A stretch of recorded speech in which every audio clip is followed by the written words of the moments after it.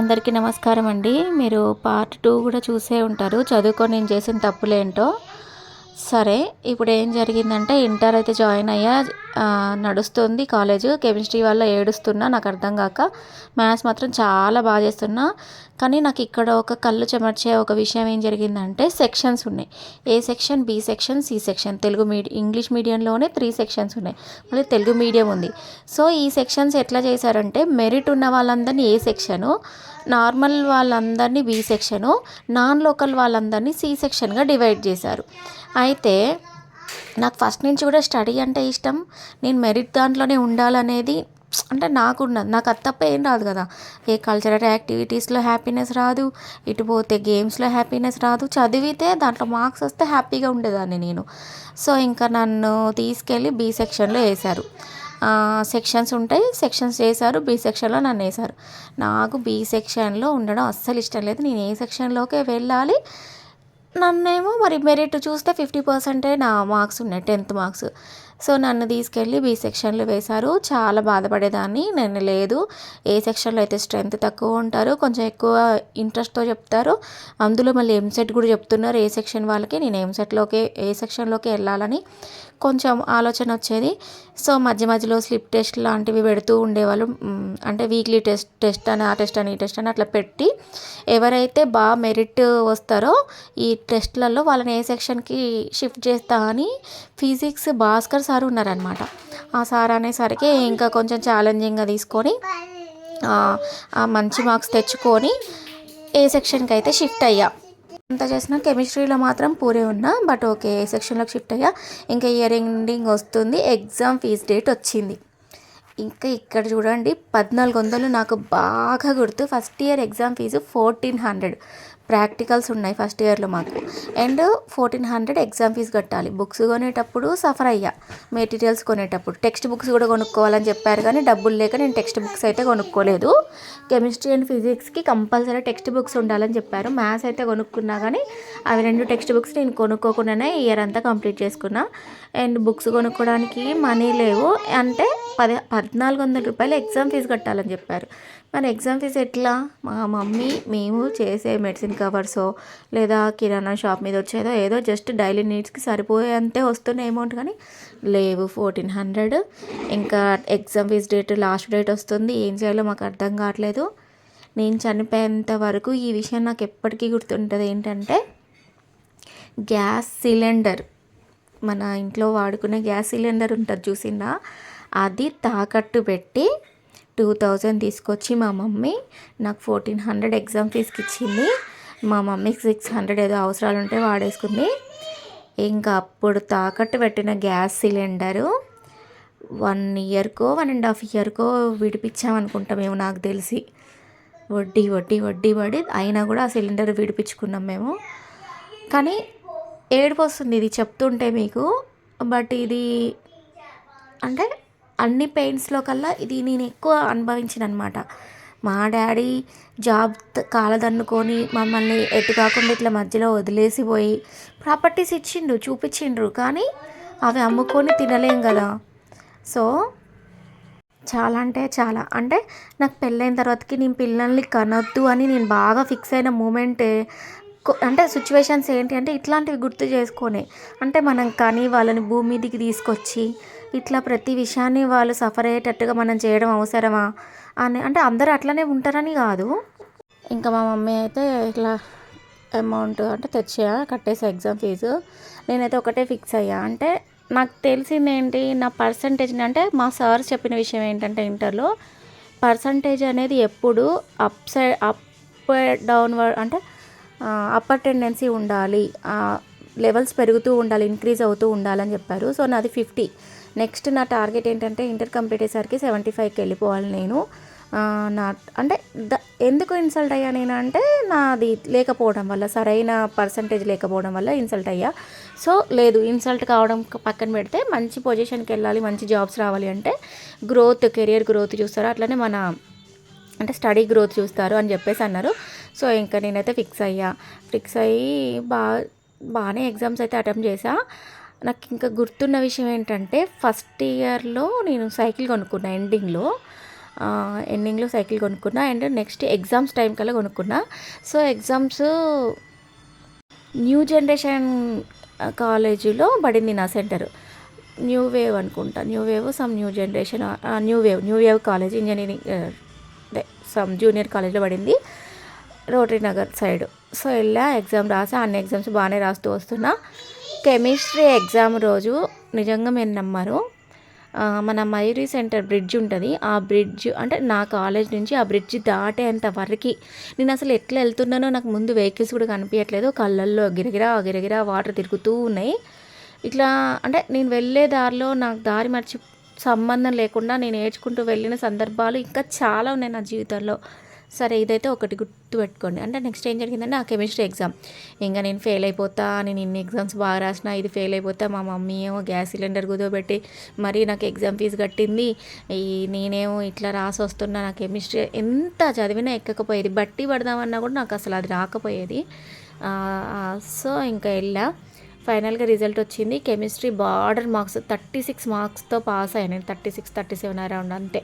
అవే మార్క్స్తో chemistry అయితే అట్లా వచ్చింది. మిగిలిన మా సబ్జెక్ట్స్ అన్నీ ఫిజిక్స్, ఇంగ్లీషు ఇవన్నీ బాగానే వచ్చినాయి. అయితే ఫస్ట్ ఇయర్ అయిపోయింది. సెకండ్ ఇయర్కి వచ్చేసరికి ఇంగ్లీష్ ప్రసాద్ సార్ అని చెప్పి వచ్చారు. ఆ సారు బాగా చెప్పేది ఇంగ్లీషు, దాని ఉంటే గ్రామర్ బాగా చెప్పేవారు. లెటర్స్ ఎట్లా రాయాలి, గ్రామర్ ఎట్లా చదవాలి, బట్టి చదవకూడదు అని చెప్పేసి చాలాసార్లు చెప్పేది. అండ్ నెక్స్ట్ మ్యాథ్స్కి సంజయ్ సార్తో పాటు లక్ష్మీనారాయణ సార్ అని చెప్పారు, అంటే వచ్చారు. ఆ సార్ ఎట్లా అంటే చదవడం అంటే గుడ్డెద్దు చేలో పడ్డట్టు కాదు, ఒక ప్లానింగ్తో చదవాలి. ఏ పాయింట్కి ఎన్ని మార్క్స్ వస్తాయి, ఏ టాపిక్ అంటే ఏది చేస్తే ఎన్ని మార్క్స్ వస్తాయి, మార్క్స్ వైజ్ మ్యాథ్స్ని క్యాలిక్యులేట్ చేసుకుంటూ చదువుకోవాలి. అప్పుడు ఈజీగా అంటే అంత బర్డెన్ లేకుండా చదువుకోవచ్చని ఆ సార్ దగ్గర నేను నేర్చుకున్నా.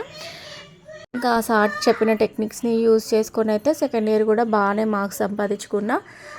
కెమిస్ట్రీలో కూడా సెకండ్ ఇయర్లో 50 దాటిన అనుకుంటా, పర్లేదు. ఫిజిక్స్ ఓకే, బార్డర్ మార్క్స్ కాకుండా కొంచెం మెరిట్ మార్క్సే వచ్చేది మ్యాథ్స్ ఫిజిక్స్లో. కెమిస్ట్రీ మాత్రం డల్లర్నే.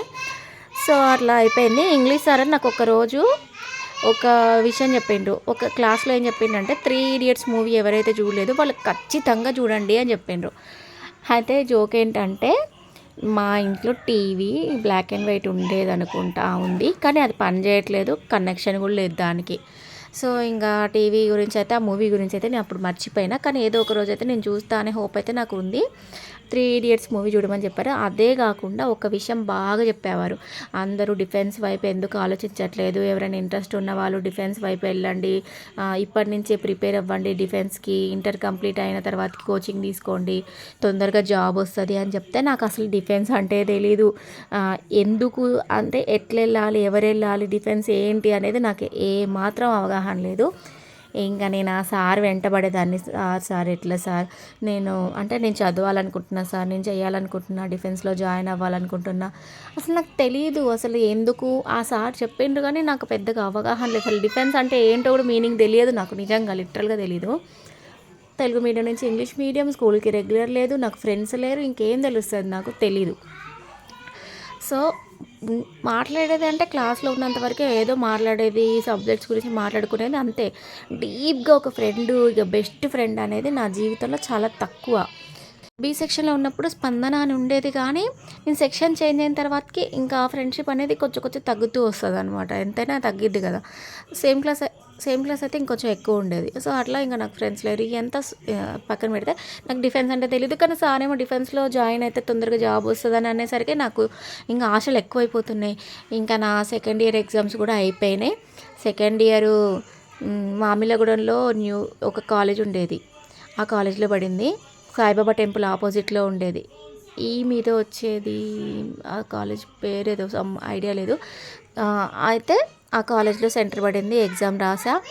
ఎగ్జామ్ అయిపోయిన తర్వాత కాలేజ్కి వెళ్ళి సార్ ఎక్కడ ఉంటారో కనుక్కొని ప్రసాద్ సార్ నెంబర్ కూడా ఇచ్చిండు. ఒకసారి ఏదైనా మీకు హెల్ప్ కావాలంటే నన్ను అడగండి అని చెప్పి.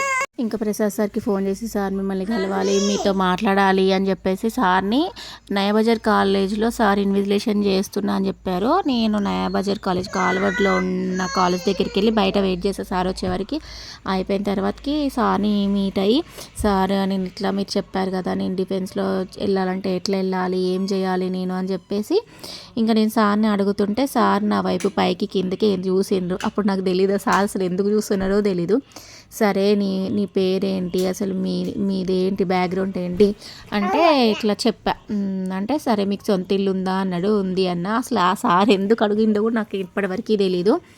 ఆ తర్వాతకి మీ మమ్మీ ఏం చేస్తుంది నువ్వేం చేస్తావు నెక్స్ట్ ఏం చేయాలనుకుంటున్నావు అని చెప్పేసి అడిగితే నేను ఇదే అడుగుతూనే ఉన్నా డిఫెన్స్ అని చెప్పేసి. సరే ఇప్పుడు కాదు డిగ్రీ అయిన తర్వాత ఆలోచిద్దు కానీ ముందైతే నెక్స్ట్ ఇంకా ఫర్దర్ స్టడీస్ ఎంసెట్ రాసినవా అని అడిగితే రాస్తా సార్ అని అప్లై చేసే సార్ రాస్తా అంటే సరే ఎంసెట్ క్వాలిఫై అవ్వకపోతే చూద్దాంలే అని చెప్పేసి అన్నారు. ఇంకా తర్వాత సార్ ఇంకా నాకు అర్థమైంది సార్ ఎందుకో అంటే నెగ్లెక్ట్ చేస్తున్నారు అంటే నాకు అవసరం లేదని సార్ చెప్పలేకపోతున్నారేమో అని చెప్పేసి ఇంకా నేను దాని గురించి ఆలోచించడం పక్కన పెట్టేసి ఎంసెట్కి ప్రిపేర్ అయ్యా. ఎంసెట్ చెప్పా కదా ప్రీవియస్ వీడియోస్లో ఎంసెట్ ఎగ్జామ్కి అప్లికేషన్కి కూడా నా దగ్గర 30 రూపాయలు తక్కువ అయితే మా నాన్నమ్మ అడిగితే ఆమెకు పెన్షన్ వస్తుంది 20-30 వేలు పెన్షన్ వస్తుంది మా తాతయ్యది.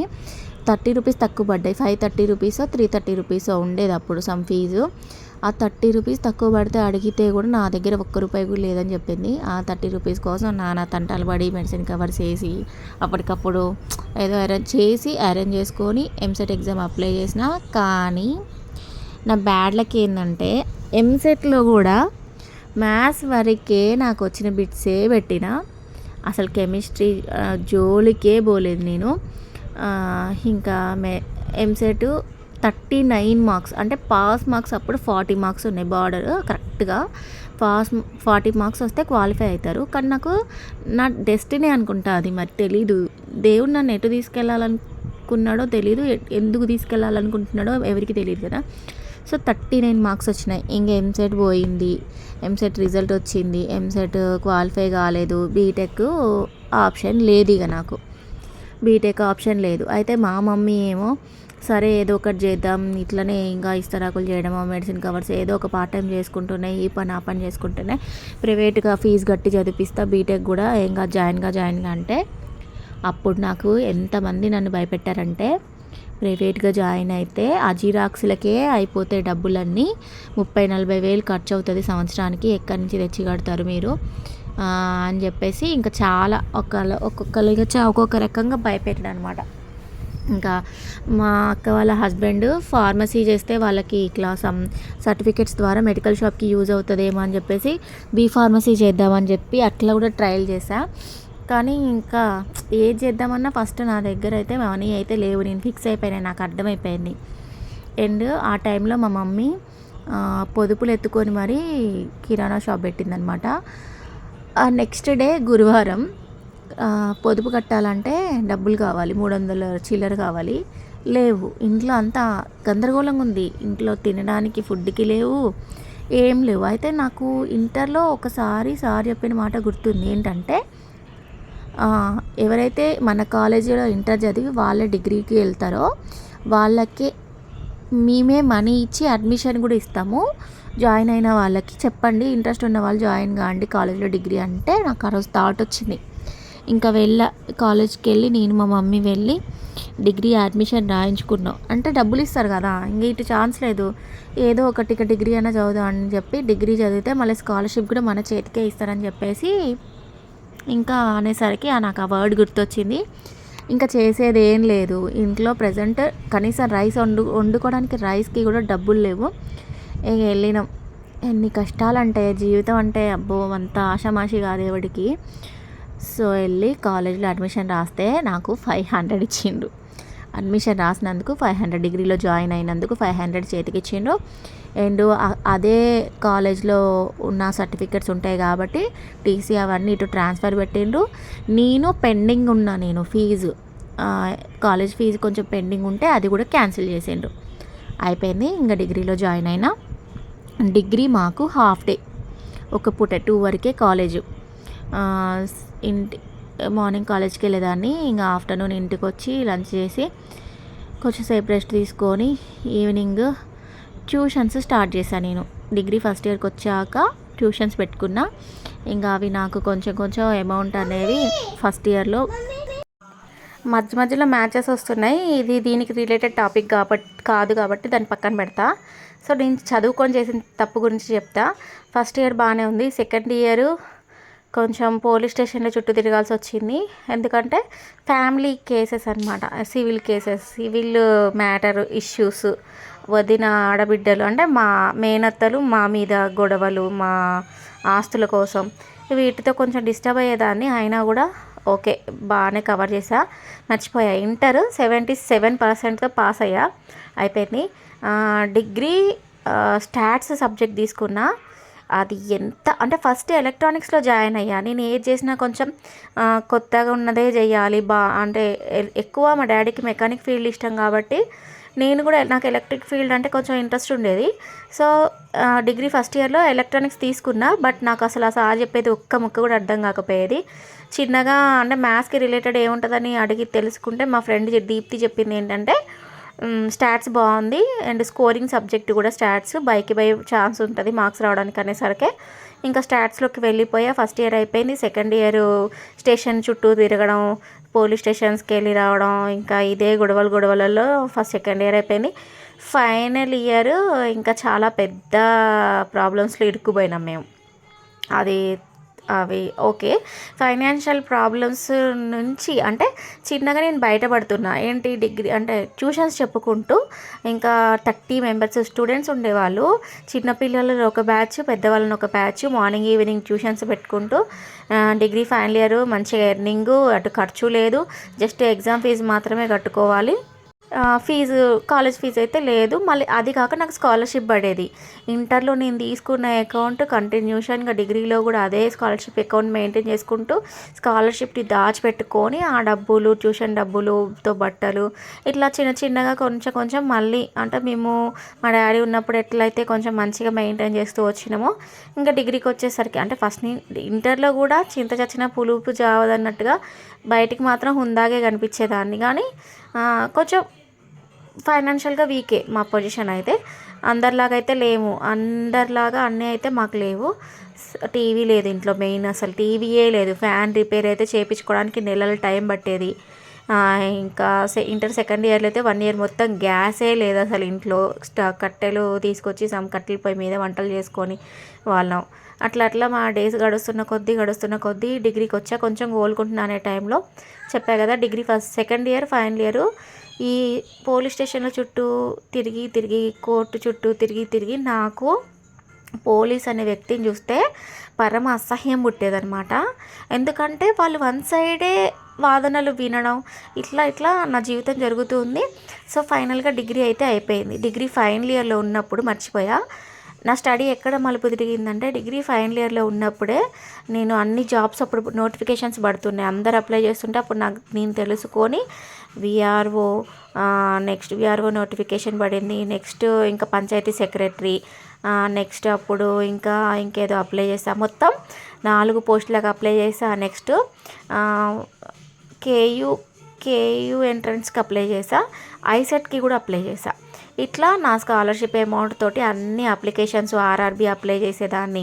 కానీ దాని హాల్ టికెట్ ఎట్లా చూసుకోవాలో నాకు తెలీదు. డిగ్రీ మొత్తం హాఫ్ డే కాలేజ్ కాబట్టి బాగానే కొంచెం అంటే పోస్ట్ ఆఫీస్ జాబ్స్ నోటిఫికేషన్స్ పడితే జాబ్ సెంటర్కి వెళ్ళి తెలుసుకొని అవి అప్లై చేయడం. కానీ నాకు అసలు ఆ హాల్ టికెట్స్ ఎట్లా తీసుకుంటారో డౌన్లోడ్ చేసుకుంటారో తెలియదు. ఎప్పుడు ఎగ్జామ్ డేట్స్, ఎట్లుంటాయి ఎగ్జామ్స్, ఏ నాలెడ్జ్ లేదు. కానీ అప్లికేషన్స్ మాత్రం మంచిగా ఇచ్చేదాన్ని. పోస్ట్లో వేయాలంటే కూడా కొన్ని అప్లికేషన్స్ పోస్ట్లో కూడా పంపించేదాన్ని. అట్లా జరుగుతుంది. ఫైనల్ ఇయర్లో ప్రాక్టికల్స్ అప్పుడు, స్టాట్స్ ప్రాక్టికల్ అప్పుడు మా professor, Kakatiya university professor Srinivas sir అని చెప్పి ఇన్విజిలేషన్కి వచ్చారు. అసలు ఆ సారు ఆ రోజు బాగా గట్టిగా చెప్పిన విషయం ఏంటంటే, మీలో ఒక్కరైనా సరే యూనివర్సిటీలో కనిపించాలి, స్టాట్స్ ఎవరు తీసుకోవట్లేదు, అది చాలా వాల్యుబుల్ సబ్జెక్ట్, మంచి లైఫ్ ఉంటుంది మీకు, ఖచ్చితంగా ఒక్కరైనా యూనివర్సిటీలో కనిపించాలి మీ బ్యాచ్లో అని చెప్పేసి మెరిట్ అంటే మా క్లాస్లో ఒక 5 మెంబర్స్ని బాగా చదివే వాళ్ళని ఒక బ్యాచ్ కింద ప్రాక్టికల్ పెడితే ఆ సార్ మాకు మాత్రం అట్లా మంచి క్లాస్ తీసుకొని చెప్పి మోటివేట్ చేసి వెళ్ళారు. నాకు అది మైండ్లో అయితే బాగా ఉండిపోయిందనమాట. సో ఫైనల్గా డిగ్రీ ఫైనల్ ఇయర్ ఎగ్జామ్స్ అయిపోయినాయి. ఐసెట్ మంచి ర్యాంకే వచ్చింది. ఇంకా కేయూ ఎంట్రన్స్ కూడా క్వాలిఫై అయ్యా నేను. అయితే రిజర్వేషన్ ప్రకారం సీట్ అలాట్మెంట్ ఉంటుందట కేయూలో. ఇక్కడ చూడండి, కేయూ సీట్ అయితే అంటే కేయూలో క్వాలిఫై అయినా నేను ఎగ్జామ్లో క్వాలిఫై అయినట్టయితే తెలిసింది. ఈ అప్లికేషన్స్ అంటే విఆర్ఓ, పంచాయత్ సెక్రటరీ ఇవన్నీ అప్లై చేసినా కానీ ఎగ్జామ్స్ అయితే ఎప్పుడు అనేది ఇంకప్పటికైతే సస్పెన్స్లోనే పెట్టారు. జరగలేదు అప్పుడు ఎగ్జామ్స్. అయిపోయింది. ఇప్పుడు నేను దానికోసం ఆరాటపడతాను అనమాట. ఏంటి కాలేజ్లో ఎట్లా జాయిన్ కావాలి, ఎప్పుడు కౌన్సిలింగ్ ఎప్పుడు ఉంటుంది, ఇంకా పక్కన నెట్ సెంటర్లో వాళ్ళు మాట్లాడుకునేవన్నీ వినేదాన్ని. అంటే ఓయూ అనేది ఒకటి ఉంటుంది, అది కూడా అప్లై చేసుకోవచ్చు అన్న సంగతి అయితే నాకు తెలీదు. ఓయూ నేను అప్లై చేయలేదు, ఓన్లీ కేయూ మాత్రమే అప్లై చేసా. కేయూ అయితే క్వాలిఫై అయ్యా. ఐసెట్ అప్లై చేసా, ఐసెట్ క్వాలిఫై అయ్యా.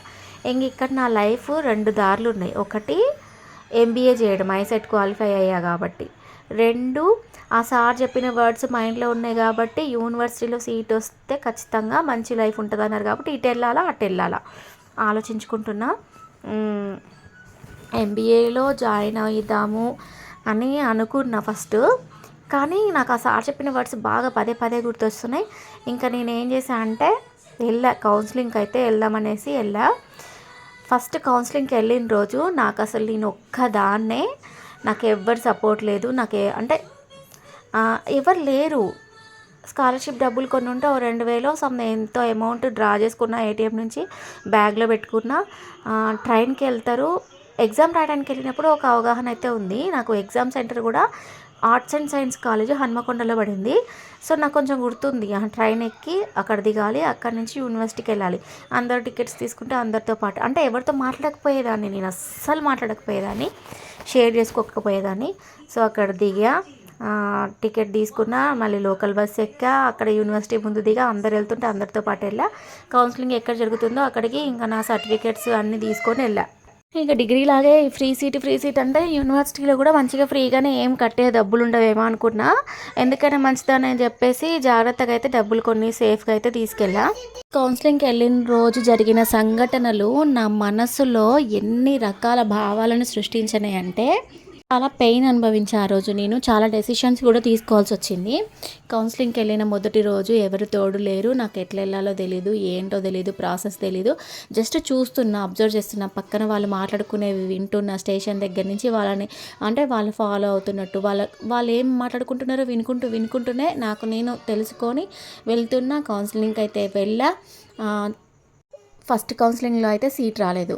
ఇంకా చాలా డిసప్పాయింట్మెంట్తో వెళ్తుంటే నాకు అక్కడ స్టాట్స్ డిపార్ట్మెంట్ కనిపించింది. అనుకున్నా, ఫిక్స్ అయ్యా అనమాట, ఈ డిపార్ట్మెంట్లో ఖచ్చితంగా నాకు సీటు ఖచ్చితంగా రావాలి, నేను ఇందులో జాయిన్ కావాలి అని అనుకుంటూ వెళ్ళా ఆ రోజు. ఇంకా ఆ రోజు నైట్ జరిగిన ఇన్సిడెంట్ నన్ను చాలా ఇంకా స్ట్రాంగ్ చేసింది నా జీవితాన్ని. ఫస్ట్ కౌన్సిలింగ్లో రాకపోయినా బాధపడకండి. సెకండ్ కౌన్సిలింగ్ ఉంటుంది, స్లైడింగ్స్ ఉంటాయి, చాలా అవకాశాలు ఉంటాయి. మీకు ఏదో ఒక దాంట్లో సీట్ రావచ్చు, అవకాశాలు ఉంటాయి అని చెప్పేసి క్వాలిఫై అయిన వాళ్ళందరికీ అక్కడ, అంటే హాల్లో ఉన్న వాళ్ళు చెప్తున్నారనమాట, విన్నా నేను. సో ఫస్ట్ కౌన్సిలింగ్లో అయితే సీట్ అయితే రాలేదు. ఇంకా నేను రిటర్న్ పద్మావతి ట్రైన్కి, కృష్ణ మిస్ అయింది. సో పద్మావతికైనా ఇంటికి వెళ్ళాలని చెప్పేసి ఫాస్ట్గా వెళ్తున్నా. ఇంకా నెక్స్ట్ వీడియో